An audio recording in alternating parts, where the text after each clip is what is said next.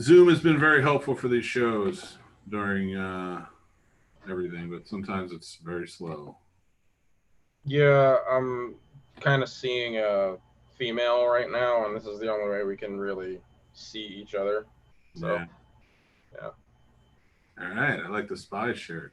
Nice. This is the original one. It's like shrunk so much that it's actually a large or a medium now. Nice. Maybe it barely fits me, but I've lost a little bit of weight, so That's good though. it's still like okay. I got new ones made, but they're all in the dresser and everything. So So when can we expect more? I'm just gonna send you screenshots of the sound guy sending me, "Hey, I'm still working on it. Hey, I'm still working." Like I can't even make it up. It's been done for months at this point. I'm just waiting for him. And I tried doing it myself, but the work he's done is like, remember how horrible the audio was for the first two episodes? Mm-hmm. He fixed all that to the Nice. point where it's audible. So I'm cool waiting for him. He works 5 days a week now, like as an audio tech for outdoor events. Nice. So yeah, so he gets 2 days off. He tells me he works on it. He says he's on like the last scene and like effects like Foley. So I'm probably the end of this month, hopefully. My Good. other short's done too. The one I shot after this, he's doing that too. But Nice, man. yeah, I just been waiting for him, and honestly, his work is so good that it's fine. It's fine with me. So Well, that's it's good fine. when you find somebody who does good work and get your stuff done. You know. Yeah, like I said, I tried doing it myself, but I don't know sound. I don't have the ear for it.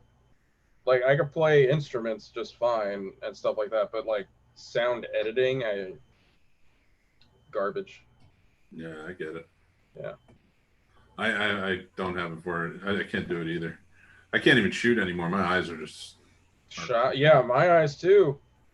Diabetes. I have retinopathy, and this eye looks fine until you get close to it, and then you see it up close. I could still see through it. Like if I close this eye right now, which I'm doing, I could see you on my screen, but it looks like I'm looking through a stained glass mm, window. Yes, there's like just blood obstructing the vision. I could get it fixed with surgery, but I'm just waiting for the insurance to clear that, and this eye is just degenerative. I need glasses for this eye, so yeah. I could see fine with it. But I've been taking a little bit better care of myself personally, Good. so I'm trying to lose the gut and the best I can with the pandemic and everything. So that's what's been going on with me anyway. I'm glad you're doing better, man, and getting yourself situated. Yeah, I've been dying to shoot anything though. That's the thing. I have Yeah. all these shorts written, the feature I'm working on. I had two segments planned to shoot in February and March, and I had like dates and sets and people and all hired, and just had to throw it away and postpone everything because of COVID. So just Yeah. waiting until everybody is safe enough to be comfortable, and then get the ball rolling again on that stuff. So Well, yeah. I mean, yeah, it's a tough time, but at least you got time to plan and stuff too. You know what I Oh mean? yeah, yeah. That's the one good thing. Like, here's the thing. Personally, for me, this year's been horrible, and I know it's been horrible for almost everybody too. So I am humble in that regard. But personally, January 1st this year started off amazing. I was with someone I cared deeply about. That ended. I went to this bad spiral. I am an essential worker on the side as the day job goes. Mm-hmm. So I've been having to deal with that every single day, while this whole thing's been going on. But the thing is, it's given me the proper time mentally to like heal from, past things and look deep in myself and give myself the healing and the time and care that I needed to give myself. So that's like the one big positive I took from all this. and that I continue to do every day. A lot of people don't get that. A lot of people never really do that for themselves.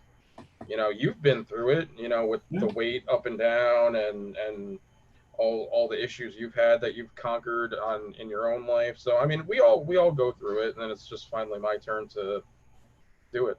So it's I just wish everybody was safer in this country, personally. But I'm not going to get into that. That's all I'll say about it.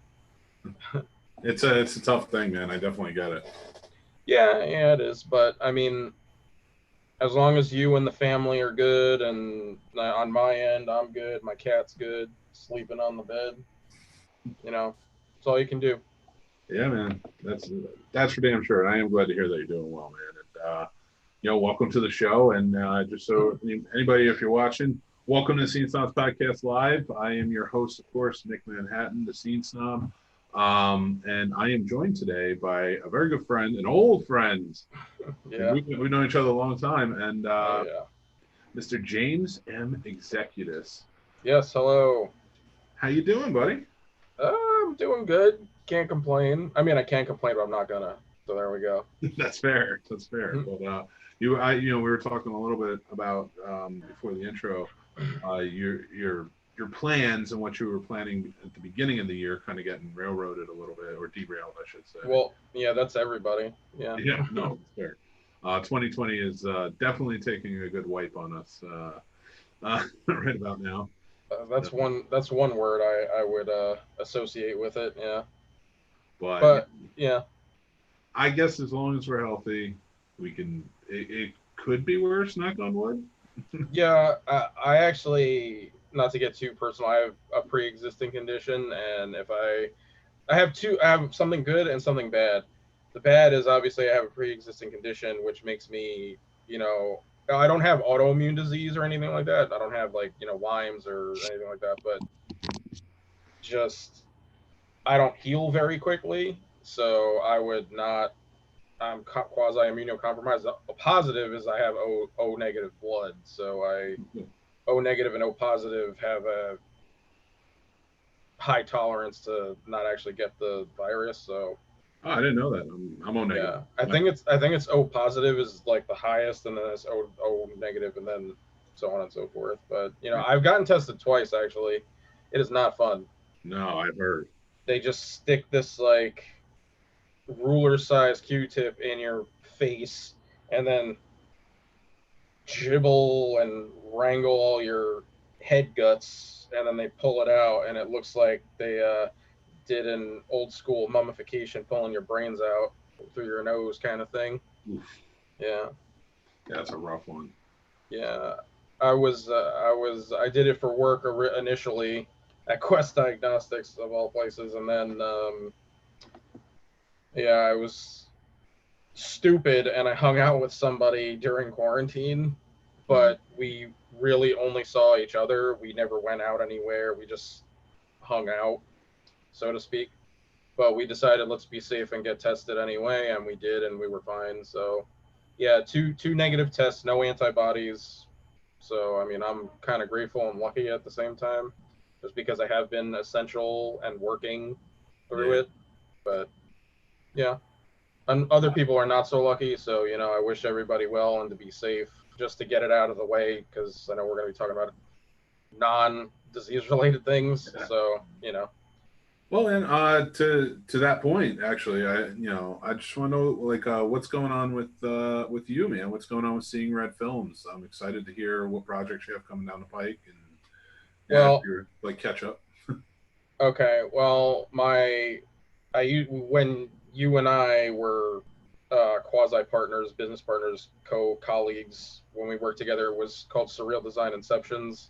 That was my old company. I had a personal issue, so the original website ended. You relocated to where you are now. Originally, I like my tuna with lots of man-ass. Yeah, that place. Nah, I'm no longer there anymore. I know you're not. I know. I just had to toss that one in there, though. So we originally started on MarioLikesMovies.com. It was a review site. For those of you that don't know where Mick and I met, we knew each other way before that also, but you know, he was in the film industry. I always wanted to be in the film industry. Oh, we gotta brighten that up. There we go. And he told me all these things back then, and I was like, nah, you're wrong. You don't know what you're talking about. He was right about 95% of all that stuff. But anyway, you didn't hear that. You didn't hear that from me. I didn't say that. No one heard that. Wait, I didn't hear that. You want to say it again? Yeah, but we did the movie review website. It was actually, for the most part, it was pretty successful. The only thing we didn't do was we didn't make money doing it. But I mean, it's kind of hard. It's kind of tough to do that anyway. With nowadays, it's not as hard because you have Patreon and OnlyFans or whatever, and all this other stuff. And you know, people, if they like your content, they're like, here, take my money. You know, the Fry meme. But we had a good time. It was a good run. It was a good 4-year run for that website. And Mick was around for like 2.5 years of that. Yeah. And it was fun. I decided, hey, with his guidance for the most part, I decided, let me try to make my own films, and failed horribly, you know, early on, as everybody, not everybody, but a good amount of people who want to become filmmakers or get into media do. They're like, oh, I don't want to listen to anybody. I'm do stuff on my own. Or you listen to the wrong people, or you take this advice and that advice. You basically have to fall flat on your face multiple times before you get better or realize you're doing something wrong. You got to constantly learn, constantly evolve. That's something I did not have early on because I could not take criticism well also. So once Mario Likes Movies kind of disbanded, I rebranded to Seeing Red Films because I don't know, at the time it spoke to me, and it still kind of is just who I am, that name, that moniker and everything. And it's not like an anger thing either. A lot of people ask me that all the time, like, oh, is it anger? And I was like, no. So I started this, it was supposed to be a comedy paranormal series because at the time, Ghost Adventures, Ghost Hunters International, Paranormal State, all those paranormal shows were huge, but there was no parodies of them at the time. This is like 7 years ago now at this point. 7 years ago. Yeah. Oh, but even longer. Yeah, but as I started making this, people left. I don't think I ever told you this. I actually hired 2 actors to play Grant Brown and Trevor Blackburn, the 2 main characters. Mm-hmm. And the guy who was supposed to play Grant Brown no-showed the first day of shooting. After I paid him for the day and after I paid everybody. It was a $1,600 shoot. We were doing 2 episodes in one day, so that was where most of the budget went, was for that day. It was a 13-hour day, and the guy no-showed at 8 in the morning, and he never answered texts, and we already were behind an hour. At 9:30, I was like, you know what, the hell with it. I played the character in the trailer, so I'll just do it and we'll see what happens. And that's actually how I ended up being in the show. Yeah. You know, we've discussed this multiple times, but for your audience, a big no-no that I agree with, that Mick will also probably agree with, is if you're directing or writing your own stuff, don't star in your own stuff either. It's not that I don't think that you can. Yeah, it's that just is so much to take on. It pulls you away from the important things, like actually directing a scene and making sure everything looks right, you know, with a DP and just like, I am not happy with the way a lot of the stuff turned out and what I made, but I still stand by it, which is the important thing. Like, I love my little turd of a web series that's finally releasing the last episode in the next month or so. So after, 8 years later, but well, it's funny because we kind of swapped. I was working in the film industry. Yeah. We started doing what you're doing now. Yeah. And when I came on, like, that was my first real experience getting into not shooting videos, but like getting into like what podcasting is and things like that. Yeah. And I fell in love with it. And then we just like, you went straight for the filmmaking. You did the family thing, and now you're doing the podcast and the videos. Yeah, it's fun. I'll announce something like that when we get to it. But yeah, I'm actually going back into it as well. Not like the way you're doing it, but something a little different. But I'm doing it again. Yeah. Nice. I'm glad to hear that because I miss Mario Likes Movies not being around. It would be awesome. I mean, I'm saying if you need to, a midnight movie reunion might be in order. Oh yeah, I'm planning something. We're trying to get it logistically done, which has been a nightmare. But basically, uh, I have Dave on board, obviously, but I was trying to get Ivan on board also, and it's not that he doesn't want to do it. It's just that he is like you now. Your situation personally is also his situation personally, except it's the opposite. You have two boys, he's got two girls.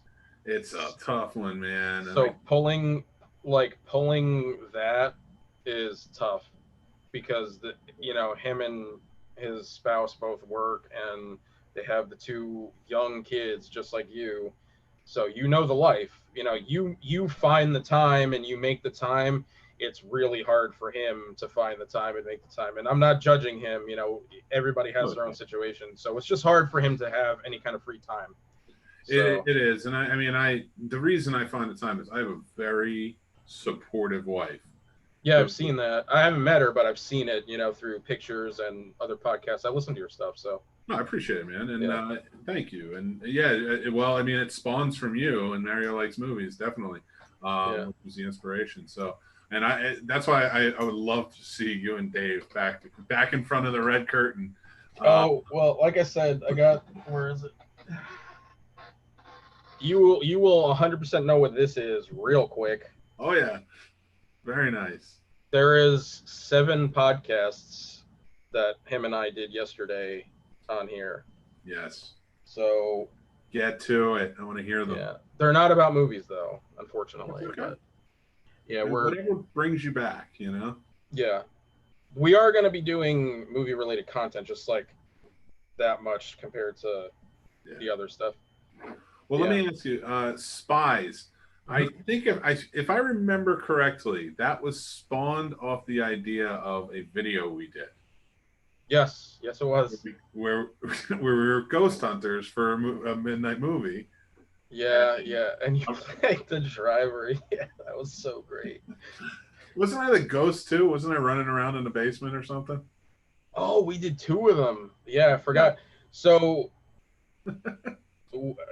back when Mario Likes Movies existed, this is a sad story. This little part of it, none of that is online anymore. Unfortunately. Oh, that's a shame. Yeah. One midnight movie is all that's left, and it's the first one where Dave's like a hot air balloon, and I'm like a mini hot air balloon, and there's no red curtain, and it's just like us talking about Night of the Creeps and saying and like every 2 seconds. But I think I remember when we had no idea what to do, what to say, how to act. But yeah, so Mick and I, we did two big segments for 2 big buzz movies that were coming out. The first one was the first VHS, which hilariously enough is apparently getting rebooted now. So even though it hasn't even been that long, but we did this segment where we copied like a skit, one of the segments from the movie, and we put it in the review. And all the filmmakers involved and Brad from Bloody Disgusting and all the collective, the production group, they all saw it and they all loved it and shared it. And I thought we did a great job doing that. Mick was in it, playing a ghost in a sheet. And then we did one for a movie by Yam Laranis called The Road, which was a Filipino, I think, movie, some Malaysia, one of those countries. Mm-hmm. And that was also fun. Dave and I were on the side of the road, and then Mick over here just puts saran wrap over his face and turns around. It was great. Yeah, that was when I was in the movie, right? And that was on the fly. We were like, we don't know what this movie is about. We were only reading the synopsis, and the skit had nothing to do with the movie at all. But it was just great. It was hilarious. I'm still kind of friends with the director. I still talk to him on Twitter every once in a while. and we still follow each other. He's got like 2 or 3 movies after that now. So, but Those yeah, are those are great times. Yeah. those are some fun shoots. Like, because when we finally got to a point where we took Midnight Movie from just doing it on the couch to putting little, like, shorts and Vignettes. vignettes in there, Yeah. I think that elevated it to a whole new level. Yeah, it definitely, like, the production value aspect of it. I did one for that movie Entrance, Mhm. and me and Dave tore it. That was one of the very few negative midnight movies. We tore that movie a new butthole, and it was directed by 2 dudes. And the one guy followed me on Twitter, told me to go f myself, and then blocked me on Twitter. One of the directors after he saw that, and I was like, okay, well, I guess I'm doing something right. So yeah, that was a lot of fun. And I guess I'll announce this now since we're talking about it. The Midnight Movie is making a return on the new website I'm creating. So that's the Very movie good. thing. That's the movie thing I'm gonna be doing. We're gonna do it like once every week or once every 2 weeks, where we're gonna get the curtain and the couch back. We might do some skits and vignettes depending. We're setting it up now. It's very early, but Dave and I have finally gotten, we sat down and decided, let's really do this thing. Let's go for it again, because we already kind of succeeded one time. The hell with it. We got nothing to lose. Let's do it again. Keep going, man. Do it. Yeah. I will promote the shit out of it. I would love to. Yeah. And I actually have everything done. We just have to kind of make content, I guess. yeah. Yeah. Well, It's more video game related this time around, but it's fine with me. if I can give some advice, the only advice I will give to doing this that I've learned doing the Scene Snobs is stop watching the movie at midnight and then Oh yeah. Well, we had long stopped doing that. that We was we stopped doing that, like, we did 97 midnight movies, which is, if you think about it, that's a lot. That's a lot of videos. yeah. And we used to do them every other day, and we would like do them at midnight, and then around like episode 30 we stopped doing it at midnight. We were like, yeah, we should probably do this earlier, where we have time and we're not tired and we can be funnier, whatever, more elaborate. So yeah, That we did that. that was always hysterical to me because, like, it was like, all right, it's almost midnight. We're gonna watch the movie, and I'm like, why are we watching midnight? I didn't know what I was doing. I mean, I still don't know what I'm doing. It's fine. Oh, it was amazing though. The only difference now is I know how to frame a shot and shoot things earlier. That's about the only difference. And I have less hair and less teeth. We all get there, man. Yeah. No, dude. I wrote some of my best articles for Mario Lakes movies. I love doing that. That was so much fun. I think the site's still up on the, like, that internet site that saves everything. I think you can still find it on there somewhere.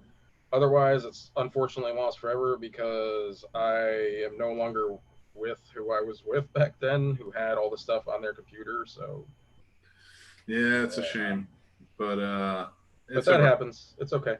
I lost the last Spies episode because my computer decided to take a crap on itself. Yeah. And that was the best stuff I shot. Like, honestly, that was the coolest, best stuff I ever did in my filmmaking career, was that episode. And it's my fault because I took 4 years to edit it. But, like, I made the problem with people who have the condition I have is they self-sabotage a lot. So I found excuses to not do the one thing I loved to do and wanted to make my career. Yeah. So Spies episodes 3 and 4 sat on my PC for years. And then I finally said, let me stop making excuses. Let me pull myself out of whatever issues I was having personally. I did that. And then when I got to business, I'm like, oh, I have backups of season 3 and the old episodes and everything on my hard drive. I just have episode 4 on the PC. So I knew it was plugged in and I knew it was on, but I never had a monitor attached to it. So it was on for like 2 years straight. And I didn't realize it was connected to the internet wirelessly because it had a Wi-Fi adapter in it. So I didn't know it was connected to the internet. So I turn it on, I get the monitor, I put it on, I get a transfer wire from Best Buy to transfer all the stuff to my new computer, and it says Windows 7 start. And I'm like, okay. I press start, factory reset the whole computer. So I looked it up and I'm like, what the hell happened? And there was apparently a glitch years ago where it could potentially factory reset your computer, and you can get your data back, if that happens with, editing software, editing software, recovery software programs. I looked it up. I only got 2 files back, and it wasn't from that. It was just random stuff. It had been so long that it just completely wiped from the computer. It was, I don't even know how long it was that it actually happened. So I unfortunately lost the last episode. I have like some stuff that I'm gonna put into a trailer, but because another quasi announcement that I have to say, but no guarantees. Someone offered to really actually face to face offered to finance a second season of the show. That'd be great, man. I told them though, because they're gonna remain anonymous until all the details are ironed out. If this happens, if capitals IF, if this happens, myself and Trevor Blackburn, the actor wants to remain not nameless, but he's taken a step back from acting, so he's anonymous now. We'll call him Nick Fisher because that's his name in the credits. You know who he is, though. You met him before. Yeah, I've met him. Yeah, John. LOL. He he has a family now too. He's a big lawyer now, so he took a step back from the acting. He's going to come. He agreed to come back for one last time, and I would be coming back one last time. I have the story of how it would happen. It's completely ridiculous, but at this point I don't really care. And we're gonna come back one time, and that's it. It's all new people. It's a soft reboot basically. So it would be like everything happened, but it's new. You know what I mean? Like Jumanji, it's a soft reboot. Can I pitch you in on an idea I have? Sure. And it's recorded, so if anyone comes back and tries to take it from you, you can always be like, no, he pitched it to me. So, trust me, if I sent you the script to the pilot, you would laugh your ass off because it's just like, you'd be like, really? And I'm like, yeah. Well, this is more for a movie inspired by spies. I have 2 of those written too, but none of the characters from the show would be in it. But it's their spies films, yeah. Well, my thoughts were, fast forward, something happened to the spies crew, right? So you could still do those seasons and have an ending in sight. So then you fast forward, your character's son is all grown up. He's like going into college, and he finds the old spies tapes, and he sees what's going on, sees what really happened to his dad. So he decides to take it on, join in. So now it's not a found footage, which is what Spies is. It's an actual narrative following the fun. That it turned into a narrative, the shows I put out. Well, yeah. There's still found footage in it there, but so the only found footage would be him unlocking the secret of what happened to you, and while investigating, running into it himself. It's a good thing you and I think alike, because that's kind of the plot of season 2 of Spies. No, it's not a movie, man. It's not a son though. It's Grant's sister and Trevor's brother. Okay. And obviously I threw in the corniest shit. They obviously hate each other's guts, but then start falling in love crap too. I put that in there also. Oh, there you go. Yeah. But yeah, it's Mia Brown and Wallace Blackburn. So yeah. Right. And then I'm not going to say who's coming back, but there are original cast members that would be willing to return. So they would be also on the show, including a whole bunch of new people. That'd be awesome, man. A friend of mine, Nikki from Philadelphia, is attached 100%. So she would 100% be in it if it actually happened. I'm excited for it. If it does happen, I'm not holding my breath, to be honest with you, because I have other things I got to finish first now anyway. So this movie, I've been trying to work on for the last 3 years. That's another thing that's going on with Seeing Red Films. And then I'm shooting a short with a director friend of mine, Mark Mackner, who does his production company is called Monstros Madre, I think it is. Oh, nice. He's done 6 full-length features now. You can actually see one of his movies on Amazon Prime. I'm going to shameless plug his movie. It's called Daisy Durkins versus the Bloodthirsty Beast of Barren Pines. You can see it on Amazon Prime. It's not great, but it's got Mark Mackner charm, as I like to call. Super offensive, super hilarious, horrible acting. Like you could see boom mic in the camera. It's great. I love it. And then his other movie, Daisy Durkin's Dog Sitter of the Damned, he's done 3, and now he's writing a 4th one. The first one was hilarious. It was like Clerks, like it was black and white. It was dumb. It was cheesy, but I love it. I love his work. Him and I were gonna co-direct something where it's super serious but super dumb and slapstick and horrendous at the same time. So you got all these people acting like super serious, and then like just there's like a guy in a rubber suit, and people think it's a real monster, and it's clearly a guy in a rubber suit. Like it's one of those things. It's great. Oh, So man. yeah, that's what I got. That's what I got going on soon. Whenever I can shoot again, I'm hoping, knock on wood, by end of September, people maybe because in this area, you're down in like Virginia area, mid north, mid east, I guess. No, I'm right next to West Virginia. I'm like not even 5 miles from West Virginia.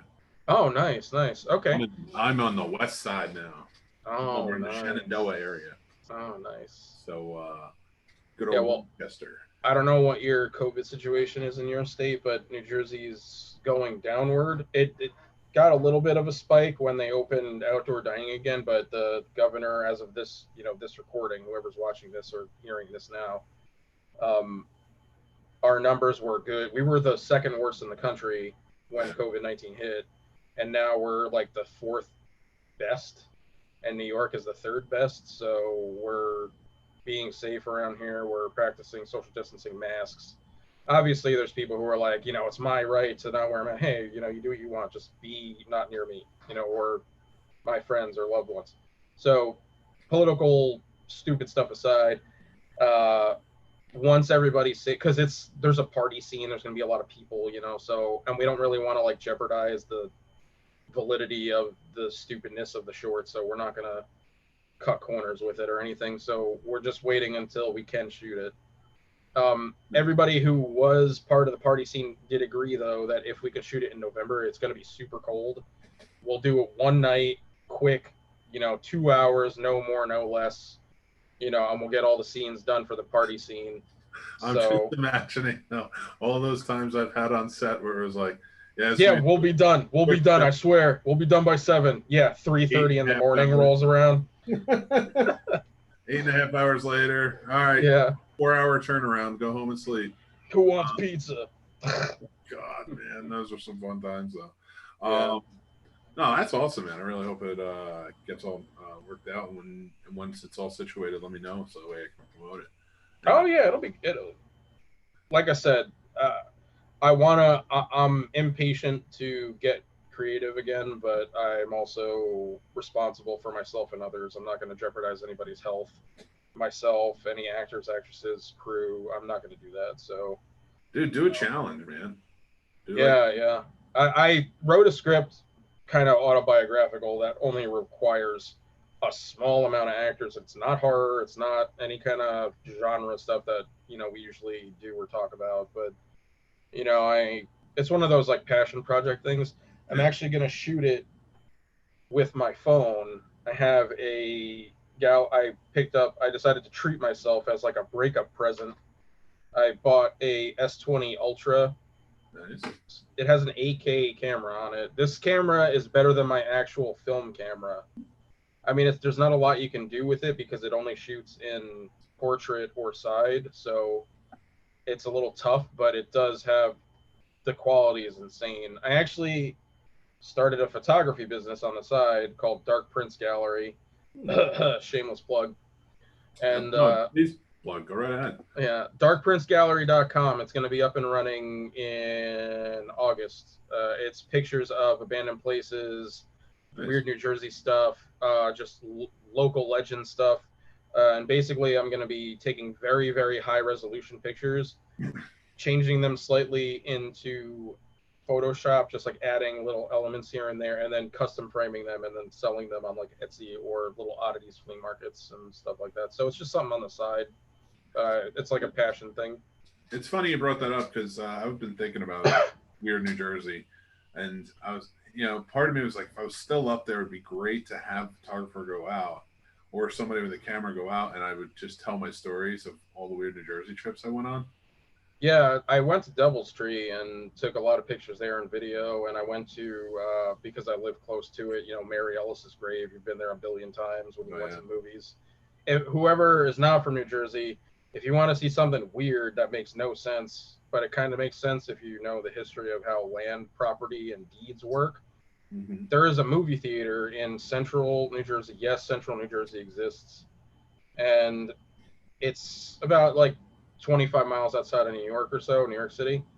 There's a random movie theater on the edge of a river, whatever. Then there's just a grave in the middle of the parking lot. Just a grave. It's funny you mention that, and there is proof that it's there, because if you watch, because if you go to Dark Prince Gallery on Instagram, I have pictures of it there. That's true. Follow. Well, but if you want to check it out and watch Harold and Kumar go to White Castle. Yeah, but that's not even the theater though. That is the theater. No, it's not. That's the one they pay. No, that's not. There is no actual burger joint across the street. No, but the theater they show is not actual AMC Lowe's. It's like sure it looked like it was. It's not. Back in the day, though. It's not. I saw that movie in that theater opening day. I know. Everybody was cheering, and then they saw the theater, and then they started booing and cheering. All right. Well, if you want it, then it was the old. It was the US old one flea market. Yeah. That was in Mallrats, so you could see that. Yeah. It was definitely so you can see it there. Yeah. But there is a grave, and weirdly enough, it's such a weird grave. Oh, great! We're gonna get into weird New Jersey stories. So it's like if you're driving through the parking lot, it's like 6 feet above everything. So like it's above ground, and it's a complete it's an above ground grave that they completely surrounded with brick. And like a fence on top with the grass on top of it and their headstone. And so you when you get out of your car, when you park your car right next to the grave, the coffin has to be right there. Yep. So we did our fair share of weird New Jersey trips. Remember, I used to run in high school because I was the only one who knew how to get there. So people would pay me to bring them to the Devil's Tree. Oh yeah, Devil's Tree Pig Lady Road was a great one. Yep. You were going to write a movie about Clinton Road, weren't you? I did, actually. You need to make Clinton Road. That's a big one too. That there's actually something that's one of the Spies movies I wrote was Clinton Road, where you took pretty much every legend of that place, and the plot is that the main investigator of Spies, which is not Grant Brown, it's this other kid. It's like I don't know where it was. I said some time ago was how I started it, and it's either in the past or the present or whatever. It doesn't matter the timeline. They go there on the Autumnsvale, which is a made-up holiday I wrote for Pandemonia, where it's like where the spirits really, instead of Sam Hain, they really come out a couple days beforehand and do whatever. So and the one girl on the team now is like clairvoyant, so she like adds to it, and they make everything sensitive and they pull all the spirits. You got the dogs from Jungle Habitat down the road. We had the castle in there. We got the car. The girl hit the tree, with her car. We got everything on it. We got at the end of the movie, there's how there's a big rumor of Clinton Road. If whoever's watching this wants to look up Clinton Road, it's a haunted road in New Jersey. It's about 10-11 mile stretch. You can drive the whole thing. About 8 miles of it is pure pitch black tree cover at night. You can barely see in front of you. Getting to the actual places that is said to be haunted, or weird stuff happens. It's kind of you have to go during the day because it's a hike. Like the castle's a hike, and the thing is now the town, West Milford, New Jersey, doesn't let anybody park on the road at all, so you cannot really film anything there without any kind of permits, and even then they don't really give you any kind of permits when you file for filming. The Clinton Road movies that have been made, there's been at least two of them. One of them, one of the owners of one of the houses on actual Clinton Road rented the production company the house for exterior shots, and they shot the rest in Los Angeles. It's like the house at the end of Clinton or whatever it's called. What's her face is in it that I know. I remember there are two. And then there's one with Ice-T that just got made like a couple years ago called Clinton Road. I didn't see that one, but that got made too. And the one I wrote was a little more lighthearted, but it's got some like scary jump scenes. And there's this, you know me, I always wrote bigger than I could afford. There's two scenes that are just insane. There was a scene where the one kid gets in the car with the girl who's the ghost in the yellow Camaro. That's a real story. If you look up the Clinton Road, history, a girl was driving home and she fell asleep behind the wheel in her yellow Camaro. She like smashed into a tree and like died on impact. So the bit in the movie, the scene in the movie is the kids running away from the wolf things that are supposedly hybrid animals from. There used to be a zoo up there called Jungle Habitat, and that's about a 5-mile hike that you can actually get to, and they don't care if you go there. There's it's at your own risk kind of thing.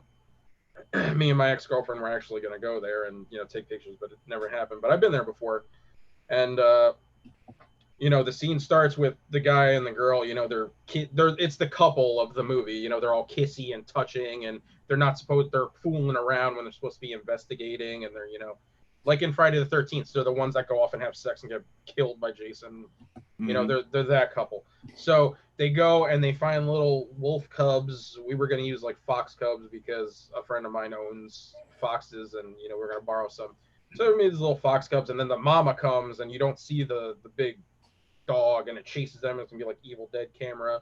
And it gets the guy, and the girl runs away, and there's a car on the road, and she waves it down, and it's a yellow Camaro, and she gets in the Camaro, and the girl's like, I don't feel good. She's like, please, we got to go get help. My boyfriend's getting killed by an animal or whatever. She's like, okay. And it was going to be dialogue scenario. It's not the actual dialogue, but I'm just like, I wrote this 3 years ago, so that's a while. So this was going to be found footage, this part. So she keeps veering back and forth and shaking, and every time she asks a question, the girl gets worse looking every time she turns around. And then she realizes she's in a ghost car, and she realizes the girl's a ghost, and she's like, the corner's coming up, because in the dialogue they do mention, oh yeah, we're right by the corner. I think I called it Hangman's Corner in the yeah. I changed all the names because what was it in real life? It was there was Dead Man's Corner, because people actually still like get into fatal car accidents over there at night because they just go and you can't see the turn, and you just go right there. That tree has killed, like, I think they cut it down finally, but that tree has killed like a lot of people. And that's just one of the more famous stories, because the woman, the spirit that supposedly haunts the road is a yellow Camaro, and it's the spirit of a girl who fell asleep and died hitting that tree. So we were going to use that story, and it was this big elaborate shot where the girl's in the car looking back and forth, and then at the end we were going to do a camera trick where there's this stock footage of a car driving into a tree that you can get on anywhere. Shutterstock.com has it for like $10. You could just buy this car hitting a tree. It's like test footage, but that single panoramic shot of the windshield you can add to your film and license the actual film, and it hits a tree. So what we were going to do is film in the car and just be still and superimpose the film of driving in post-production, and then cover the sides with that roll tape that looks like you're driving a car. And we were gonna stop and then cut and then have the girl in makeup and look worse and worse and injuries and blood and crazy stuff. And then at the end, we were going to do a camera trick where the tree is coming and then the car disappears. And then we're going to have a pull rope launch the camera right past the tree, and the girl looks and she misses a tree and doesn't die. All right. But she gets thrown from the ghost car. So that's one of the scenes that we had that plays off. I just got to say, you have a very, very good imagination. But you need to start matching yourself up with some kind of millionaires. Because you have some. Okay, so that whole scene would cost the rental of a car, special effects, the $10 for the Shutterstock footage, and a pull rope to throw the camera, which you can make yourself, which would just use 2 bungee cords. So that whole scene could be shot for less than $200. To make it look good, on the other hand, you need a VFX guy just for that one scene where the car disappears out of nowhere, and a good editor. So that might also cost another $500 minimum. So you're looking at $1,000 for a really awesome scene. Not the worst use of $1,000. So I mean, from a cheap indie budget standpoint, for those watching that want to get into filmmaking, you can really price that out and do a scene like that. No matter how big your imagination is, as long as you're not blowing up buildings and blowing up cars, crazy stuff, you can do really innovative things very cost efficiently and still have your vision come to life. You know this. I mean, but you've been in Hollywood, that stuff costs a lot of money. So I mean, I still run into people who are like, how did this movie cost so much money? I'm like, well, for starters, 40% of the money on budgets is to pay people. So you got to keep that into consideration. That's a minimum of like 40% of it is to pay people. So, and then the rest is, expense and materials and locations and all that stuff. But yeah, like, you can, as long as, I mean, I don't really not pay anybody anymore, like for my projects. Like, even if it's just travel, I'm like, here's $30-40 for gas. Yeah. I pay, you have to pay people even in the indie thing. Yeah, you can still, I'm telling filmmakers out there that are listening or watching, you can make really cool scenes. You just got to put a little bit of time and effort. You got to do the research. You can make whatever you want, even if it doesn't look the best. As long as it's close to what you want, you can still put it in if you do the research and put the time and effort in. That whole scene, I explained it to you in your mind. You're picturing it when I explained it to you in your mind, what it would look like in your mind. Yeah. You think it would be super expensive, and I think it would be super expensive. I think it would look awesome also. But I know just from the research I put into it that even though there might be a corner cut here and there, like there'd be a quick cut probably, you could still make it look awesome for $1,000. And even though that seems like a lot, if you take 5 big scenes in a movie, say you're paying for your film out of pocket, you save, you take side jobs, you do whatever you can. Your first film, your first big film, you take side jobs, you do what you can. Just, you saw this recently, and I'm going to tell everybody, as of this recording, COVID-19 is happening. Joe Bob Briggs is on Shudder right now with At the Last Drive-In. He did a monologue about a month ago of this recording, and you could check it out on YouTube. It really sparked me hard, and everybody I know that's been struggling with the virus and the pandemic, and a lot of creative people watched it, and it really hit home. That was a big deal. That was, and I knew a lot of people who like kind of gave up on One Cut of the Dead, which was the movie he showed at the end of that. He did his speech. I saw that last year when it was hitting festivals, and I couldn't believe that movie when I saw it. I loved it, man. I thought it was fantastic. Yeah, no, he hit the nail on the head is what filmmakers, and you see, like the thing is, he never said like get pretentious. He never acted that way about filmmaking. Like we've run into in the past and things like that. Yeah.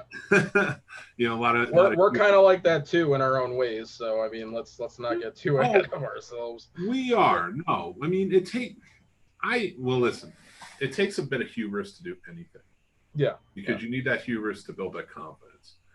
And there's nothing wrong with that. Pretentiousness is a little bit different, in my opinion. Pretentiousness is like if you have I'm always right and I'm never wrong. Yeah, I love it. exactly, and not just that, but like if you believe anything else, you are a lower human being than me. Yeah, yeah, To be able to walk into a room and be like, I'm the best filmmaker in this room, may not be true.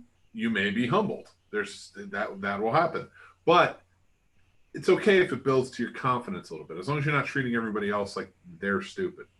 yeah. Which is what the pretentious people we've run into were kind of like. Um, Oh us, yeah. us saying like I'm going to get this done because I'm that good.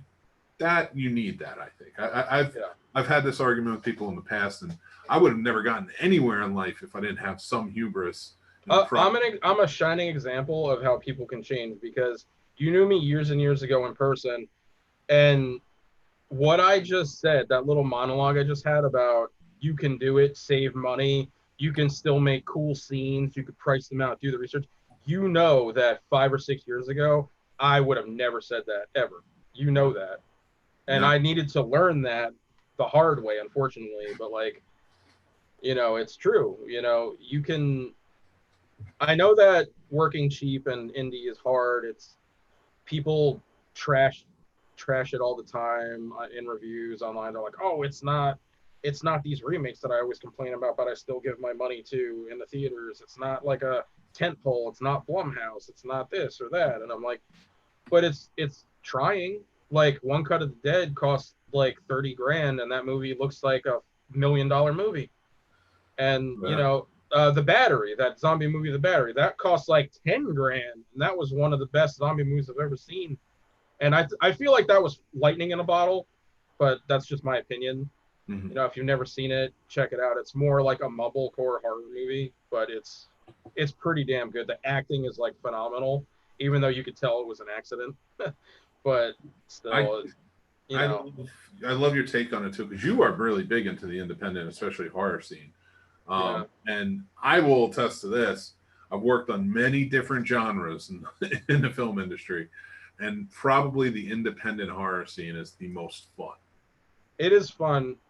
It's also toxic as well, but It can be. it depends on who you decide to align yourself with or associate with. My only advice is learn what you can, try to stick to your guns. Specifically, it it's good to have mentors and people who help you along the way, but sometimes you got to make the mistakes on your own. Sometimes you need to learn on your own. And a big thing that I was going to get into, because I was diagnosed with a mental illness last year finally, and I wanted to get it. I'm not going to go too personal about it, but I'll just say with a broad brush, the thing about the Joe Bob monologue, which is what I wanted to get back to, is Mm-hmm. you linked me in it. I had seen it that previous night when he put it up and it went on YouTube. And, you said, here you go. If you need inspiration, here you go. Well, when you linked, the reason Mick linked that to me is because I have a problem where I get beaten down a lot. I beat myself up. I have had personal issues that have gotten in the way. I've let them get in the way. People let life get in the way of their hopes and dreams and what they really are meant to do. I mean, at this point, I don't think I'm gonna, go to Hollywood or, even though it's not really a thing, You don't have to. I don't have to, like he said, and B, this is really more of a passion. If I make money at it, cool. If I go somewhere with it, cool. My real goal in life is to try to maybe head down to Atlanta, work in films while doing my own stuff. Yeah. Because I actually found, we discussed this when I didn't believe Mick about this either. He said, I went to Los Angeles. I went to film school. I wanted to do this in films. I think you did want to be a director or a producer or something. Everybody wants to be a director when they go into film school. But then you told me you might find that you love being a gaffer. You like being a grip. You like doing set design. And what you went there initially is not what you love. I actually found something I'm good at in real media, which is like, full-blown major production. I'm really good at being a second AD. And that's a third assistant director for those that don't know, because I know it's got a weird name. Basically, you run around. You're first on set, last off set. You get there at 3 in the morning. You wear a little GoPro. You have a little clipboard, or actually, it's an iPad for bigger productions now, or just a tablet. You go to the crew. You make sure they're awake. You have the GoPro on, so you can go back to the UPM to make sure that if they don't show, they have to get fired, and you have to replace them. Yeah. And most people who want to get paid and work on films always show. I've only had one person not show, and it was a grip, and that was it. You get the crew, you check them off. Okay, you're all here, good. Call time's in 10 minutes. Wake the hell up. You go to the talent. You go, makeup's here, you're there, blah, blah, blah. It's really not a hard job. It's just the hours are trash, but you get paid a lot. So, I mean, and I actually enjoy doing it because you have one job. Sometimes on like indier major productions, they'll have you fill out a lot of paperwork. Yeah. But like it's really making like name tags and stuff. There's nothing crazy. The producer and the line producers make all of the paperwork for the most part. It's usually the line producers. And, you know, it's funny, not to cut you off, but it's funny that you mentioned that route. And it's I have a friend of mine. I don't know if you watched the show a couple of weeks ago. I had my buddy Joe on there, and he was co-hosting. I caught like the first 10 minutes of it. Well, his wife is in the DGA. She started out wanting to be the one who worked on Lone Ranger, right? She worked on Lone Ranger. She's worked. Yeah, I remember. Like, I remember. Yeah. So far past, like, I mean, we always knew too. Like, it was funny because her first project was that. I remember they had to spend time apart because she had to do the Lone Ranger and was going to be 6 months in. Yeah. Oh yeah, she'll go away. She did the Fast and the Furious movies. I did the fourth one. That's how I got into all this in the first place. I was with my cousin who was in Los Angeles. Well, that's what I mean. And seeing her, like, we had no doubt. I've always said she's going to produce multi-million-dollar movies one day. I was like that because that's if you go that route, if you go assistant directing, it generally leads to producing rather than directing. Yeah, I like. I never thought, like, I quick little personal story. I was working in Manhattan in Tribeca, which is where they shoot, like, literally everything. For those of you that don't know, Tribeca is the very bottom of Manhattan where the World Trade Center is. And all those places you see that are shot in New York are shot in literally that little section. There's Queens, where there's this 2-mile stretch of road that's only used for filming for the most part. No residential cars or vehicles can go on it. They only shoot it for filmmaking. That scene in The French Connection was shot on that road. And then they use Harlem. There's a little part in Harlem in upper west, upper east side. I forget where it is, but it's around there. They only use 3 locations really in New York to shoot, and it's those 3 locations. I worked in Tribeca on Worth Street, which is 2 blocks from the Ghostbusters fire station. So I was working there for like 7 months, making amazing, insane money, like just working in an office because it's Manhattan and they're very wealthy over there. Little did I know, my permanent position was actually only temporary, and they let me go when the renovation they were doing was over. So I was a little bummed. I was going home not knowing what my future held, and I ran into season 3, I believe, of Girls being filmed. Nice. And I ran into a friend of mine who was UPMing on that Very show. Nice. And I was like, "Oh, hey, John, what's up? Oh, hey, what are you doing here?" I was like, "I worked at an office over here for a lighting firm." And he was like, "Oh, that's cool. What are you doing right now?" And I go, "I was going home." And he goes, "You want to help? You want a PA sign this paper and I'll help you. You can help us and make a quick $200 for 2 hours worth of work." I was like, "Sure." I met Adam Driver. I met Lena Dunham. I met the whole cast of that show. And then I came back the next 6 days and worked on as a PA on Girls. And then I got a PA job on Gotham. And then the last day, basically, if you're not in the union, it's first come, first serve. Mm-hmm. Like, usually people bring their friends to work on these shows if you're not in the union to get hours to get into the union. So I was just my friend John's friend, and he signed me up, and I got some hours under my belt. And then the last day of Gotham, they're like, "We need somebody to do this job." It was a pregnant woman who was second AD on Gotham. and I forgot her name, it was like Julia something, and she went into labor and couldn't do it.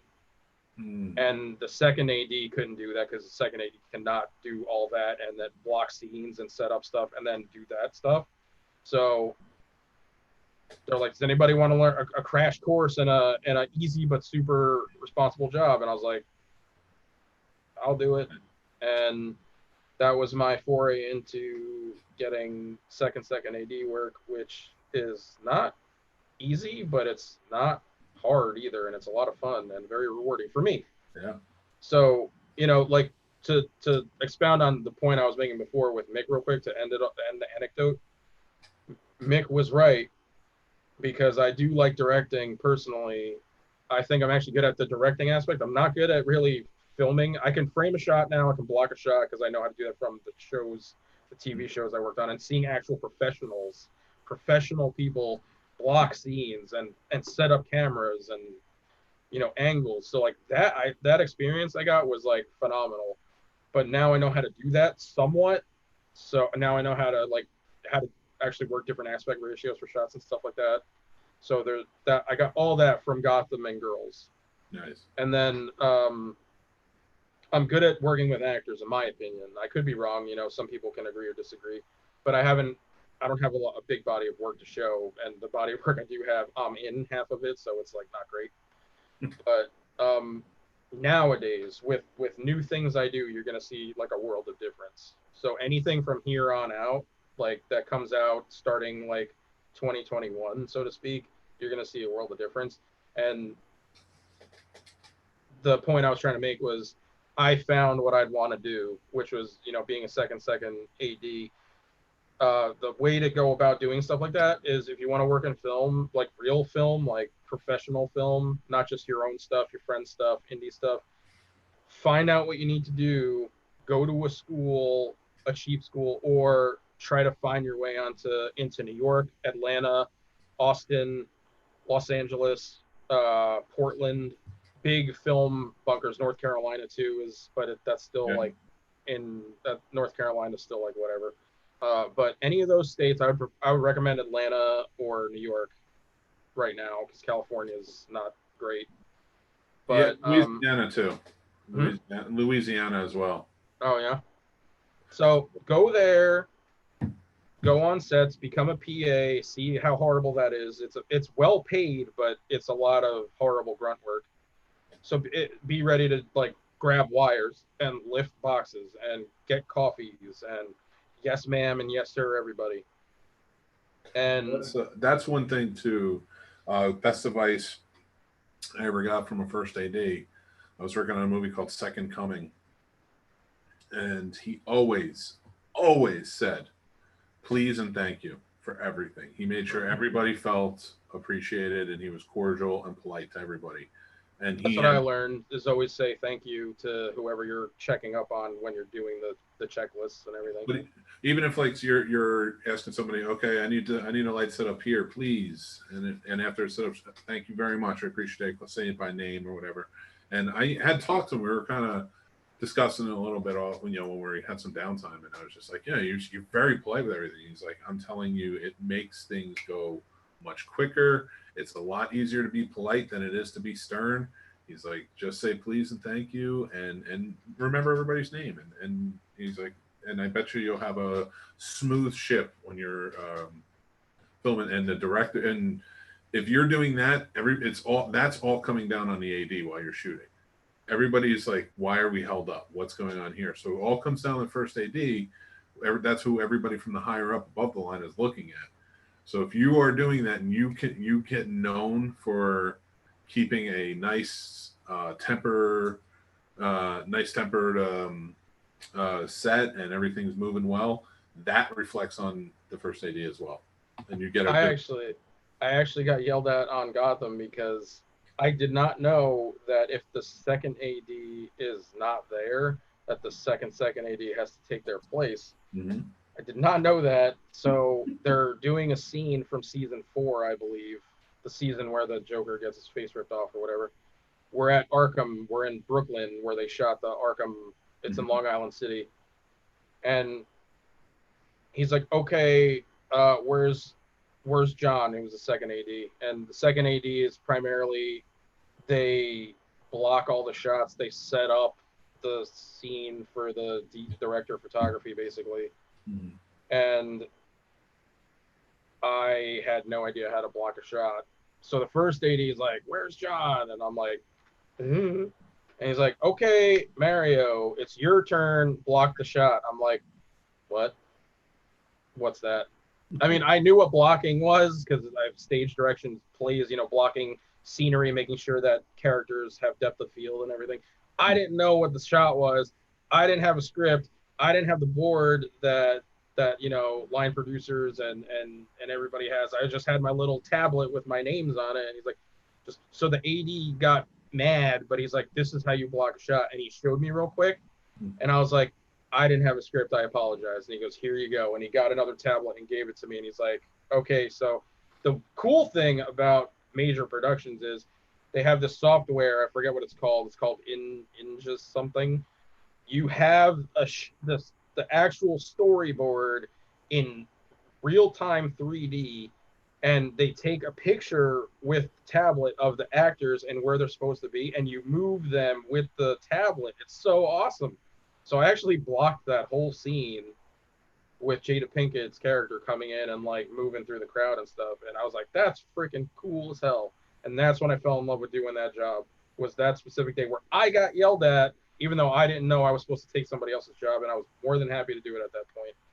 I also found out, unfortunately, that day that when you are a second AD, you need to go into the DGA, which is like 15 grand a year for dues, and you need 850 hours on a set to get in the actual DGA. And you can't earn them in New York or LA. Nope. You have to earn them outside. That's why my friend is earning her. She's in the DGA, but she has to earn a certain amount of hours to get back to LA, New York. I only have 205 hours. I still need another 645 hours. Get to it, Mario. Get to it. So that's why I was going to move to Atlanta eventually. It was just like, I found my calling, so to speak. So, if you're watching this and want to get into filmmaking for really reals, like professional, like major studio productions, go down, do PA work, see what tickles your fancy. You could be a horrible actor and be like, "Oh my god," you could see like a real actor or actress perform and see what they do and be like, "Holy crap, I want to do that." And then you go take acting classes, you put in the work, you get your chops, you do stupid indie movies, you do little plays, you hone your craft, and you become an actor or an actress, and then you get jobs. If you're good at it and put the time and effort, you'll get there. Same thing with like crew. Same thing with directing. Directing is the hardest thing to actually hit on, because everybody thinks they're Steven Spielberg or Martin Scorsese, and they don't realize what it takes to actually be Steven Spielberg or Martin Scorsese. And where people make fun of Martin Scorsese for going to Netflix to make his last movie, and he's like, "I don't care. That's where the money was." People don't see it like that. Yeah. Times change. People can't sit through a 3-hour mob drama anymore. And like, they want their Marvel and comic book films. That's the only 3 hours they can sit through, because it's nonstop action for the most part. And people get bored when there's exposition, and you're just like, "Oh, okay." And me, we both love it because we were the comic fans and stuff like that when we were younger. So that's different for you and me, because we're, late millennials, I guess. And Yeah. Times change, movies change. You gotta constantly adapt, constantly change. If you want to work on your own stuff as a hobby, that's another story. You can do whatever you want, but I'm just saying, learn from your mistakes. You're gonna fail a lot. I've failed countless times. I'm still failing, and I don't care. I still try.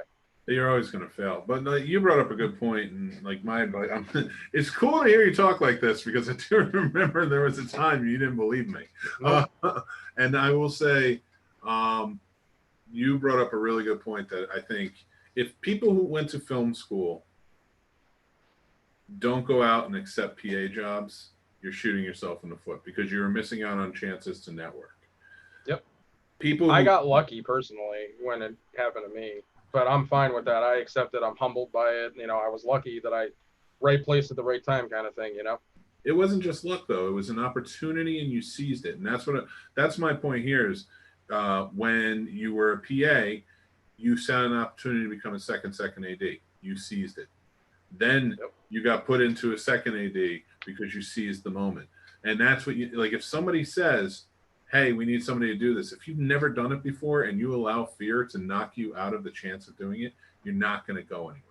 Nope. And that was the whole thing I was talking about before, that that whole anecdote led up to the mental health thing. The people, not everybody's creative.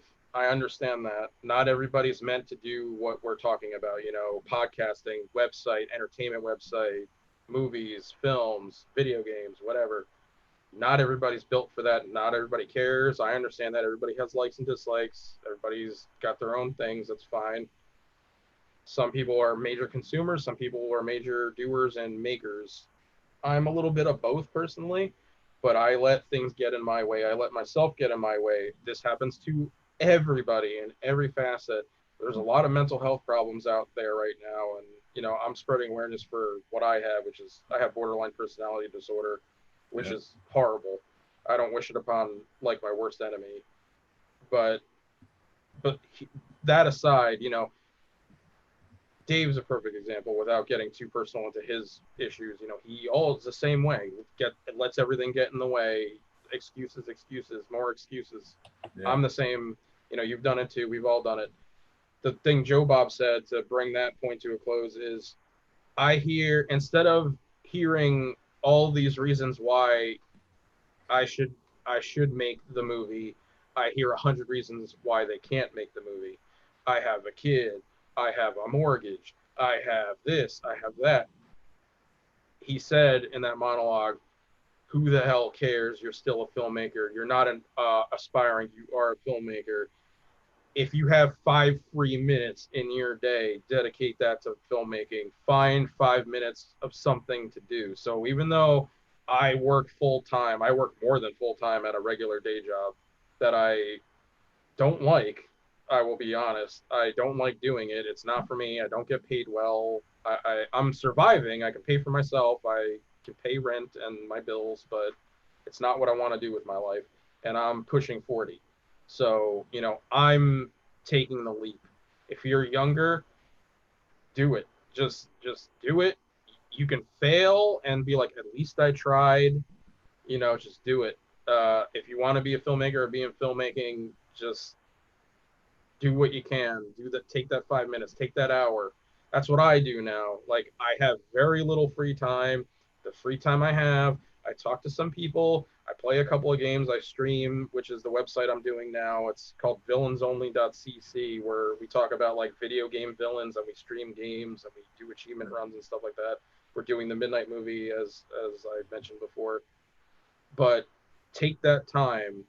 Me, I finished editing all the projects that I had sitting on the shelf. Like the episode 3 of Spies is done. My short Unicron, which is the first segment of my film, I'm going to release that to the public for a very limited time, but it's going to be available.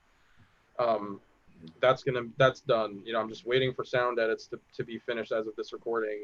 Maybe if you see this in a couple months or whatever, listen to it, it'll be available by then. But all my projects are done. I decided finally to get my head out of my ass and do it. You got to force yourself to do the things you love, even if you feel like you're pushing yourself back. We all love to punish ourselves for some reason. Anybody with depression or any kind of mental issue loves to punish themselves, get in their own way. Mm-hmm. You got to put a foot down and say, I want to do this. I have to do this for me. You have to do it for yourself. If you want to be a director, or you want to be an actor or an actress or whatever, a stage designer, a lighting designer, take any little bit of time you can and put it towards it. Even if you were like stopping yourself, like, oh, I'm going to procrastinate. I'm going to be on my phone. I'm going to go out with friends. Take just 5 minutes, any little time. If you're a screenwriter, that's especially the thing. You can get self-text a final draft on your phone, write a freaking sentence of dialogue, write an action line, even if it's one a day. You'll eventually have enough to finish your story that you've been trying to tell for 5 years, and you stop yourself. Just do it. Mick's a perfect example, real quick. He's got a family. He's married. He's got children. You know what Mick said 7 years ago to me, and I'm gonna blow your spot up so bad right now. Oh God. 7 years ago, when Mick and I were on MarioLikesMovies.com. How's it going, Mike? Pretty good, Mario. We're taking stage names out of this just for this one little bit. What are you doing today? Oh, I don't know. I was talking to this girl. She says she doesn't want kids. And anybody who knows me knows that I've always wanted to be a dad. I've always had a fatherly, paternal instinct. Now I can't have biological kids. I'm single anyway. And I've put, I can adopt, but I've put that out of my head for right now. And I have my priorities straight of being me. 7 years ago, Mick was like, oh, that's cool. I ain't never getting married. Fuck women. And I'm like, cool. I didn't say that. and then I'm like, oh, and he's like, oh yeah, and I ain't never having kids. I'll just be a cool uncle to my sister's kids. I'm like, cool. And he's like, by the way, if you ever want to be in entertainment, you got to put all that aside because you ain't got time for that. And I'm like, cool, I'm gonna be the exception. You're like, nope, you're not. 7 years later, Mick is happily married with 2 boys, and I'm finally getting happy being single and by myself with no children. So it's really kind of funny how life works, huh? I will tell you, I didn't say fuck women. Yeah, I threw that in there for dramatic effect. I said fuck that. I believe is where I went with it, but that was in the parking lot of the Colonial Diner in East Brunswick, by the way. If you do not believe me, I remember to the day. Because that was the day Dave came from work, and Dave worked at Pathmark, which is a local grocery store in New Jersey that does not exist anymore. And he had his Pathmark jersey on, and Mick goes to our house shop right to him. And I died laughing. And Mick did not know what he just said. And we just laughed at him. He's like, what? And then he's like, I work at Pathmark. Yeah, I wasn't picking on him. I was just asking. No, I know. That's the funny thing. You were like, so how ShopRite? And I'm like, what? Those were fun times. And the Colonial Diner was always good food. I just had to throw that in there that things changed. And I changed, as you can see, by the way I've been talking. It's not all just me, trying to, act cool or whatever. I actually believe everything I said, and I stand by it, so. So did I until... Yeah.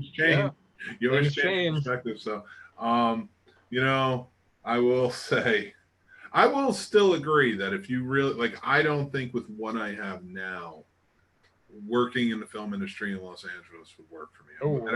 Out there, and I was single, and I was doing my thing. I'm not saying you can't be married, but I do find a lot of married couples that I know tend to not stay there, or not stay married. Yeah. It's a tough business if one of you is in and one of you isn't.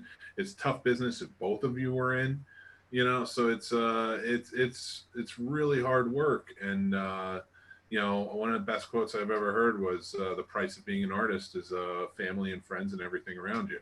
So I learned that the hard way too.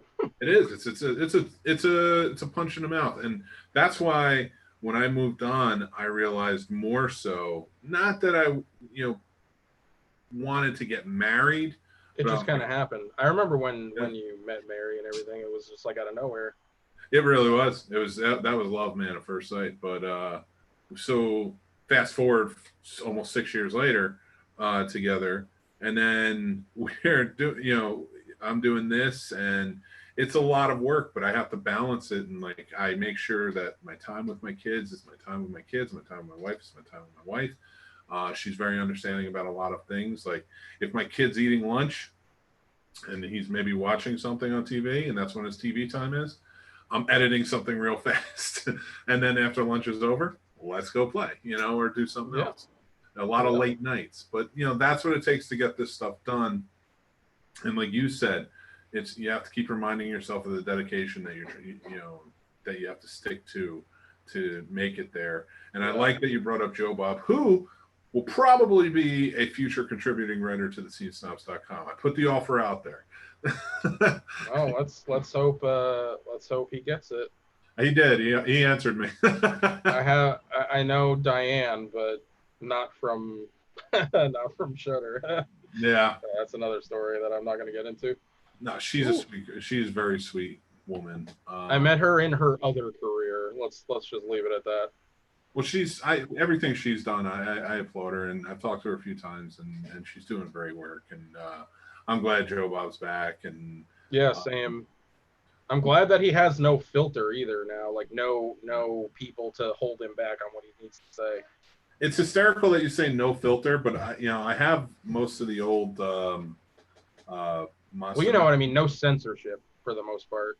Fair, but I still have most of the old Monster Vision episodes, and when I watch them, I'm like, yeah, you were allowed to get away with a lot of things back then. Well, when he was on the movie channel, it was different, but when he was on TNT, it was very conservative, you know. So I am telling you, go back and rewatch some of them.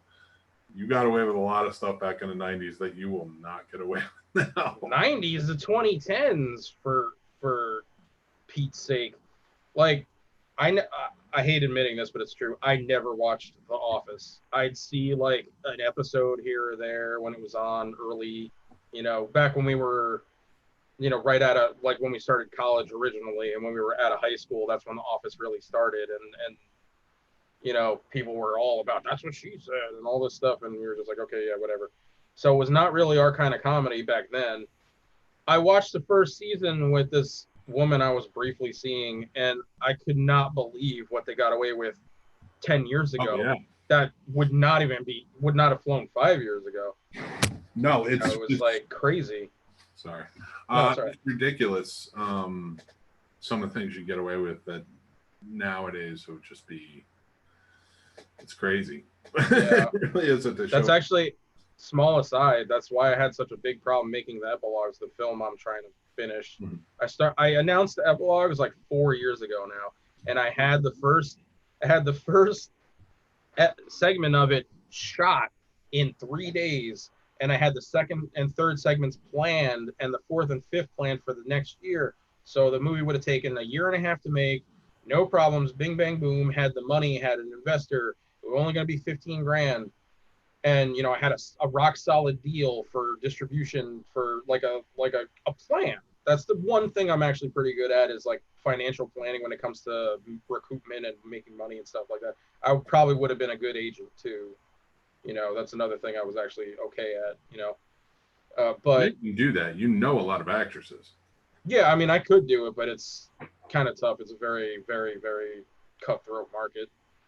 But neither here nor there. Like, I had a solid recoupment plan. So, like, worst case scenario, like, the investor would get the money back. You know, like, there was rock solid, concrete financial return in there for whoever put the money out. And I got a producer to do a budget and set everything up. And I lost funding 4 times because times changed and so drastically in those couple of years that I had to rewrite every segment. I cut a segment completely because the movie is borders extreme horror. It's very graphic, very, very violent. No rape or anything like that, but very, very, very gory, very graphic. Very insane amounts of like extreme violence towards men and women. And in the span of 2 years, I lost funding from 3 different people because, oh, that's too much. Oh, we can't put that in there. It's not going to get distribution. Oh, we can't do that because blah, blah, blah. All these excuses that I actually wasn't causing. I was trying to fix my art, my original movie, to cater to the times changing. And that's honestly the sole reason why I got so dejected with filmmaking, was because I did all that time and effort. I actually did things the correct way. You know, I went through proper channels. I did the correct things, or what I thought was correct. And I just kept hearing no, no, no, no. I'd be 2 days from shooting and the guy would pull out. And, like, it was insane. Good actress friend of mine, Mel Heflin, she's a huge like indie actress in indie movies, period. She just recently moved to Japan with her husband and her son. But, you know, she's still kind of doing modeling work out there and still kind of acting through, you know, these kinds of channels and whatnot, doing cameos. Nice. But yeah, she's got a ton of movies on Amazon, like 1 or 2 on Netflix, but she's got a ton of movies on Amazon, Bride of the Werewolf being one of them. It's not great, but she's pretty good in it. But again, I had her I still have the contract right here on my desktop of her signing to be in the film. One day before we shoot, she's driving from Maryland to come up here. I lose the location. The guy's like, yeah, I just reread what you're going to shoot, and I can't let you shoot here. I'm not going to put my name on this. And I'm like, but I gave you a down payment to shoot there. And he's like, yeah, you can come pick up your money. You're not allowed to shoot here. So I put out a 3 a.m. Facebook post because nothing's open at 3 a.m. I looked up anywhere that I can shoot this, and I couldn't get anywhere. And I paid her daily rate, and I was like, I'm done. At that point, I quit, and I said, the hell with it. I'm not editing. I'm not doing anything. And that was like 3 years ago, and that's why I've been away. But like I've heard no, and that was the whole point of me saying you're gonna fail, you're gonna fall flat on your face, doors are gonna slam in your face. Just keep at it. I learned the hard way that, I gave up, but I came back because I just couldn't stay away. I can't not do what I want to do. A lot of people live their lives and they're directionless, even though they think through indoctrination or through the American dream. I have to go to school, get a college degree, get married, have kids, do this, do that. And it's not really what they want, or sometimes it is what they want and they don't realize it at the time, like you, for example. But you're still doing this. You're still doing what you want to do. You found a love and you're doing it. And then I'm doing what I want to do. So I just try to tell anybody, no matter what you want to be a firefighter, go to firefighter school. Become a person that shoots water on flames. Save lives. Kiss hands. Shake babies. Or, reverse that. But, just do what you want. Life's too short, especially with the pandemic going on right now. Like, people are dying. People are getting sick. We can't see each other anymore right now. Like, it's hard on a lot of people. Just do what you want, as long as it's not a deterrent towards anybody else or yourself. You know what I mean? Like, go for it. If you fail, at least you tried. You know what I mean? And if you fail and can try again, and you can try again, just try again. So like I learned that the hard way, but I'm telling you, and Mick knows this too, just go for it. Do what you love. I would, that's great advice. That's great advice to kind of wrap it up on, but I do want to make a challenge to you while you're in. Oh God, here we go. All right. 3 to 5 pages, an all quarantine film. Shoot it. Do it in a week. Come up with something simple. One person. Maybe you can have more people through Zoom. It would be a good story, story point or something. Maybe you're in danger. You feel like you're in danger of a haunted element or something like that, or something else. And you can talk to people, kind of like that Friended movie or Unfriended or whatever it was. You mean the movie that was way ahead of its time? Yeah, tell me about it. But something like that. 3 to 5 pages. Shoot it. Edit it yourself. Nice and easy. Doesn't have to be anything majorly fancy. And put it out. I already have the idea the second you said it, so I got you.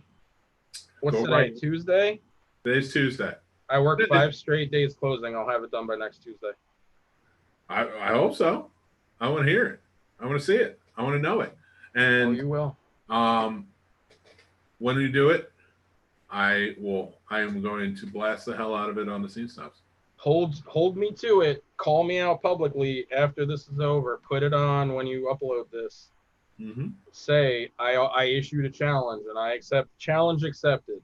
Good. Challenge accepted. And I'm going to show everybody that if you want to be a filmmaker, or if you want to be in media or entertainment, or if you want to be a firefighter or whatever, he just challenged me to do something that I am not going to be comfortable doing, but I'm going to do it anyway. I already came up with the idea the second he started talking. The brain worked that quickly. 3 to 5 pages, so that's without credits about 3 to 5 minutes. I'll have it done. If I can do 5 live shows 5 days a week, and that's not even all the shows on my website, I know you can make a good short film in quarantine by yourself, and then present it. So, and you got the greatest camera for it. I'm gonna use this phone to do it. I'm going to use it strictly with a Galaxy S20. You can also use an iPhone X and an iPhone 11 as well to shoot insane quality films. There are programs for the iPhone X, and there's one that just came out for the S20. The S10 kinda you can use, but I wouldn't recommend it. I would get the S20 for filmmaking, or the iPhone X or iPhone 11 for filmmaking if you want to use an actual like insanely good quality camera phone. It's got slow-mo, it's got aspect ratio, it's got 4K and 8K capabilities for shooting film. The only thing I've noticed with because I've used an iPhone 11 as well, just for technophiles that are going to be listening to this, the S20 is very choppy when you shoot footage in 8K or RAW. Same thing with the iPhone 11. So it's not just like a Samsung thing; it's both, because they're phones. They're not cameras, like full-blown telecameras and cinecameras, and so they don't have the power to put out all that oomph. So just, you got to be careful with your phones. But I'm gonna shoot it on my phone, and I'll show you what you can do with this phone. And I'm gonna up the ante. Okay. Get it. I am a gambling man. Get it done in that week. You get it completely finished. Do not obsess over it. Just get it finished to where. Hey, I told you, dude. I gotta work 5 straight days after this, so It doesn't have to be this week, but like. No, but I'm just telling you, like, I'm accepting your challenge, and I have to work. So that's what I'm talking about. That's my whole point. Joe Bob, take 10 minutes. I'm gonna take 10 minutes and devote it to this little short that you're challenging me on. I will take it. I have been fortunate enough while doing this to meet a lot of people. I will make sure I show it around. I will make sure that they see you and know your name. I will make sure that it is broadcasted out and promoted. And I will, I'm going to make sure that I introduce you to a good amount of people who are working in the industry on the East Coast. So hopefully it helps. I can't guarantee anything, but I am definitely going to blast it out there. Get it done. All right, That's my challenge to you. I challenge you all the time. This is my challenge. You stick to this challenge and you get it done. Yeah, I don't do Facebook chain letters. So people are like, oh, I nominate this person to name movies. I'm like, cool. No. I've challenged you on to do things. Oh, yeah. So this is the one where accept the challenge, get it done, and I will take it and I'll run with it. Well, this is like official now. So yeah, challenge accepted. I accept the challenge. All right. And just to kind of take away, I'm glad you're going to shoot it on your megaphone camera. But anybody out there who doesn't have that type of phone and can't afford it right now, use whatever you can. Use what you can, and just use ingenuity and imagination, everything else, and get it done. But as a little closing thing on my end, before we do any kind of plugs or whatever, I believe I'm kind of spiritual, but I don't have a religion, so to speak. Mm-hmm. I do believe what I believe, but I have this little table I have over here that you cannot see. It has a couple of personal items on it, a candle. It's called a manifestation altar. A lot of, weirdos and metaphysical people preach about it. I just have it as like it's more of a reminder of goals and things I want than oh, please, universe, please give me this stuff without me doing any work. The secret, blah, blah, blah, whatever. Hey, you believe what you want to believe. You have faith. Cool. I have faith too in those things, but they're reminders for me. You know what I have for my filmmaking? Does this look familiar to you? Oh boy. In any way, shape, or form? Oh boy. Remember those shorts you were talking about? I do. I shot all of that on this little camcorder right here. This thing doesn't even work anymore. It's dead. Like dead. Like it broke on set one day, but I still have it as a reminder to know where I came from and to keep going. Well, this is the Mario Likes Movies camcorder that we shot everything on. Oh yeah, I recognize it from the days of Midnight Movies and many more. That is a hell of a good way to end the show too, because that is like the bookend. Like started with Mario Likes Movies, ending by talking about the camera that shot Mario Likes Movies. We shot many of things on that. William Sadler James Yeah. Ty West, Sackler. Yeah. Lloyd Kaufman. So many good times with that. We didn't even get to that, so I need to get you on the show again where we can talk about Oh yeah. all the fun, like crazy stuff we did. But Whenever you need somebody to fill in or whatever, you want to talk old movies, new movies, reviews, whatever, I'm always down. Just, you know me, I told you I work a lot, but I'll find the time because again, this is what I want to do, so I will find the time.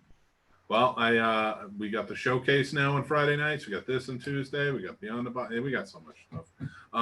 Everybody, go check it out. Tomorrow night is Behind the Box at 7:30. Our cult classic show. So make sure you tune in for that here on the Scene Snobs YouTube channel. Make sure you hit like and subscribe. Really helps us get to monetization. The bell icon. Make sure you get the notifications right there where I'm pointing. Plenty of content coming up, and we actually my filmmaking podcast. Pulling Focus, which I have teamed up with Brian Patrick from Skyline Indie Film Festival to do that, is now going to be on YouTube. So we are putting it together now. So those will be available in video format as well. But Mario, you got anything you want to plug before we go? Oh, I got a lot. Go for it. I've been busy. Okay, so first and foremost, I have tons of social media accounts. The primary ones for filmmaking, since this was primarily a filmmaking thing or just a showcase for Scene Snobs. Seeing Red Films on Instagram, Seeing Red on YouTube, but I think it's /surrealdesignsinc still because you need X amount of subscribers now to change it. It used to be able to change it right off the bat, but that was years ago at this point. So it's that. You can see all my stuff. There's links to MarioLike's movies on there still. It's still up. It's just, it hasn't been active in a long time. You can see Mick, and he's still in the one video. He's in two of the videos actually still. Yeah, I was not very keen on being on the videos. Much has changed. Yeah, plus he dwarfed everybody, so it was like hard to like block things correctly. He'd have to stand 10 feet away to like look like he was my height since I'm a midget. And then, all right, so Seeing Red Films, Twitter, same thing, Seeing Red Films. Me, I'm at Jame Executus on Instagram, Facebook, blah, blah, blah. The things I have coming up, though, are I stream under the name Part 9 Jason. That's I started as that, and then Gun Media and Fear Inc., who own Friday the 13th, the game, were like, you can't make money off of our copyright. And I'm like, it's just a name. I'm not using Jason's image or likeness. And they're like, wow, there's a lawsuit. So I was like, all right. So I just switched to Executus TV, and I kind of got a big following. And then they're like, oh, you can use the name again. And I'm like, okay. So I'm at Part 9 Jason uniform, YouTube, everything. And I'm streaming exclusively for the website that I'm making called villainsONLYcc, which is mostly game content related, achievements, villains. We're talking about movie villains too. We talk about I'm going to give you a little spoiler. We have the top 2 villains of video game history. Number 2 is Handsome Jack from Borderlands. Number 1, Tom Nook from Animal Crossing. He's the number 1 villain of all time. He always steals your shit.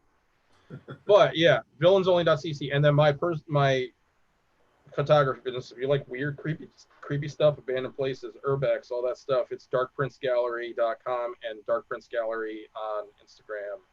A lot of stuff, but if any of that tickles your fancy, movies, my personal stuff and Seeing Red Films, video games, villainsONLY.cc and villainsONLYcc on Instagram and Twitter and all that stuff. And then Dark Prince Gallery if you like cool pictures. And I'm going to put that short on the Seeing Red Films Instagram, on IGTV, because I think you could do 5 minutes or you could do an hour. So I'll do that. I was also going to try something weird, but I don't know if it's going to work. I don't know the logistics. I was going to shoot a movie solely on TikTok, but that is, people tried doing it on Snapchat and it was horrible. I'm going to see if I can actually do it on TikTok correctly though. Not like people who just shoot a movie and upload it in parts and say it's like a TikTok movie. No, I want to like shoot it like the way it's supposed to be. Well, so that's a challenge right there. You want a challenge because you got to think of it this way. The first video can't be the first video. The first video has to be the end of the movie.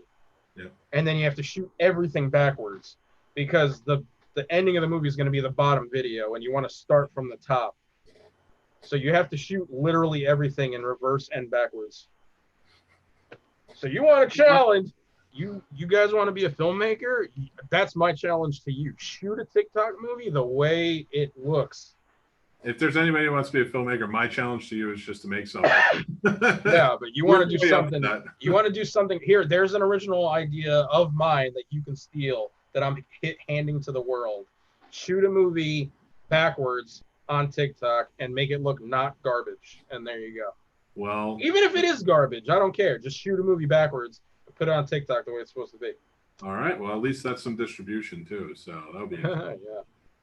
Well, Mary, I really appreciate you coming on, man. James, I should say. Yeah, it's hard for both of us to stick to our name, our stage names, but I needed to get away from my real name because it was Well, I do appreciate you coming on, man, and send me all of that information so I can put it in the description. So everybody... I will. You'll get it after we're done here. Sweet. And I will upload the cat on Tuesday. All right. I look forward to it, man. All right. And until next time, everybody, this has been the Scene Snobs Podcast Live. Join us every Tuesday at 9:30 p.m. With special guest hosts right now for the summer and maybe beyond. We'll see what happens.